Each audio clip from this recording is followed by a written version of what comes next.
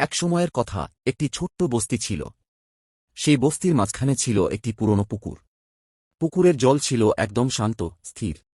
কিন্তু তার ধার ঘেঁষে সবসময়ই শোনা যেত শিশুদের হাসি, খেলার শব্দ। বাচ্চারা পাথর ছুঁড়ে জলে ঢেউ তুলত, খেলত, আর বিকেল হলেই সবাই নিজ নিজ ঘরে ফিরে যেত। কিন্তু তাদের মধ্যে একজন ছেলে ছিল, যে সবসময় সেই পুকুরের জলে নিজের মুখ দেখার চেষ্টা করত। প্রতিদিন সে পুকুরের ধারে বসে জলের আয়নায় নিজের প্রতিচ্ছবি দেখত। কখনো নিজের দিকে তাকিয়ে হেসে ফেলত, আবার কখনো মন খারাপ হয়ে যেত। তার মনে হতো পৃথিবী ততটা সুন্দর নয় যতটা সে ভাবতে চায়। সে সব সময় নেতিবাচক চিন্তা করত নিজের সম্পর্কে, দুনিয়ার সম্পর্কে। একদিন সেই ছেলেটি ভাবল, যদি আমি নিজেকেই পছন্দ না করি তাহলে হয়তো দুনিয়াও আমাকে পছন্দ করবে না। সে তখন পুকুরের ধারে বসে জলে একটা পাথর ছুঁড়ে দিল। পুকুরের জলে ঢেউ উঠল, আর তার মুখের প্রতিচ্ছবি ভেঙে গেল। এটা দেখে সে আরও বেশি মন খারাপ করল। ঠিক তখন আরেকটা ছেলে সেখানে এলো। সে জিজ্ঞেস করল, তুমি এত মন খারাপ করে বসে আছ কেন? উদাস ছেলেটি বলল, জানি না কেন, কিন্তু আমার জীবনে অনেক কিছুই ঠিকঠাক হয় না। আমি বারবার ঠিক করার চেষ্টা করি, কিন্তু সবকিছু ভেঙে যায়। যেমন এখন দেখ, আমি পুকুরে নিজের মুখ দেখছিলাম, কত সুন্দর লাগছিল। কিন্তু জলে ঢেউ উঠতেই সব এলোমেলো হয়ে গেল। তখন দ্বিতীয় ছেলেটি হাসল আর বলল, এই পুকুর তোমাকে ঠিক চেহারাই দেখায়, কিন্তু শুধু তখনই যখন জল শান্ত থাকে। যখন তুমি পাথর ফেলো বা জল নড়ে যায়, তখন তোমার মুখও বিক্ষিপ্ত হয়ে যায়। তোমার ভিতরও ঠিক এমনটাই হয়। যখন তোমার মন শান্ত থাকে তখনই তুমি সবচেয়ে সুন্দর লাগো। তোমার দৃষ্টিভঙ্গি, পৃথিবীকে দেখার ধরনও বদলে যায়। বন্ধুরা, ঠিক এভাবেই যদি তুমি ভেতর থেকে শান্ত থাকো, তাহলে বাইরে যত ঝড়ই উঠুক না কেন তাতে তোমার কিছু যায় আসে না। তুমি তোমার শান্ত স্বভাব দিয়ে যেকোনো সমস্যাকে সামলাতে পারবে। মনে রেখো, শান্ত থাকা একটি শিল্প। পৃথিবীর সব সফল মানুষদের মধ্যে একটি জিনিস সবসময় থাকে, আর সেটা হল শান্তি। তারা শান্ত থেকে নিজেদের কাজে মন দেয়।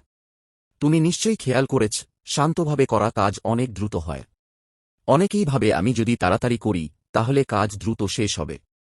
কিন্তু আসলে তা হয় না। যত তাড়াহুড়ো করো কাজ তত বেশি সময় নেয়। তাই তাড়াহুড়ো না করে শান্তভাবে মনোযোগ দিয়ে কাজ করো। যখন তুমি ধীরে সুকৌশলে কাজ করবে, তোমার ফোকাস বাড়বে। আর তখনই কাজ আসলেই দ্রুত হয়ে যাবে। দেখো, যারা শান্ত তারা বাইরে থেকে নীরব মনে হয়, কিন্তু তাদের সব কাজ সময়মতো হয়ে যায়। আর যে মানুষ সবসময় তাড়াহুড়ো করে, সে বাইরে থেকে ব্যস্ত দেখালেও ভেতরে সবসময় অস্থির থাকে। তার ফোকাস সবসময় ছড়িয়ে থাকে। যেমন যখন পুকুরের জল শান্ত থাকে তখন নিজের মুখ স্পষ্ট দেখা যায়, কিন্তু যখন ঢেউ ওঠে তখন কিছুই দেখা যায় না। তেমনি যখন মন শান্ত থাকে তখন চিন্তা স্পষ্ট হয়, ভাবনা ইতিবাচক হয়, আর মনোযোগ বেড়ে যায়। জীবনে সমস্যাও আসবে, মানুষ তোমাকে রাগিয়ে তুলবে, পরিস্থিতি অনেক সময় তোমার নিয়ন্ত্রণের বাইরে যাবে। তখন আমরা অনেক সময় রাগে ভুল সিদ্ধান্ত নেই, পরে আফসোস করি। কিন্তু যে মানুষ শান্ত থাকে সে নিজের মস্তিষ্কের শক্তি সবচেয়ে বেশি কাজে লাগাতে পারে। ভাবো, সমুদ্রে ঝড় এলেও তার গভীর জলে সবসময় শান্তি থাকে। যে মানুষ ঝড়ের মাঝেও নিজের গভীরতা শান্ত রাখতে পারে, সেই মানুষই সত্যিকারের সফল। শান্ত থাকা মানে দুর্বল হওয়া নয়, বরং এত শক্ত হওয়া যে তোমার আবেগ তোমাকে নিয়ন্ত্রণ করতে না পারে, বরং তুমি তোমার আবেগকে নিয়ন্ত্রণ করো। যখন তুমি শান্ত থাকো, তুমি ভালোভাবে চিন্তা করতে পারো, ভুল কম করো, অন্যের সম্মান পাও, আর সবচেয়ে বড় কথা, নিজের ওপর গর্ব অনুভব করো। তাই যখনই জীবন তোমাকে রাগিয়ে তুলতে চায়, অথবা পরিস্থিতি হাতের বাইরে চলে যায়, একটা গভীর নিঃশ্বাস নাও। আর মনে রেখো, শান্ত মানুষ সবসময় জেতে। যদি এই গল্পটা তোমার ভালো লেগে থাকে, তাহলে ভিডিওটা লাইক করো, আর গল্পটা ভালো লাগলে চ্যানেলটা সাবস্ক্রাইব করতে ভুলো না। আবার দেখা হবে পরের গল্পে। ততক্ষণ পর্যন্ত ধৈর্য ধরো, কৃতজ্ঞ থাকো, আর জীবনে এগিয়ে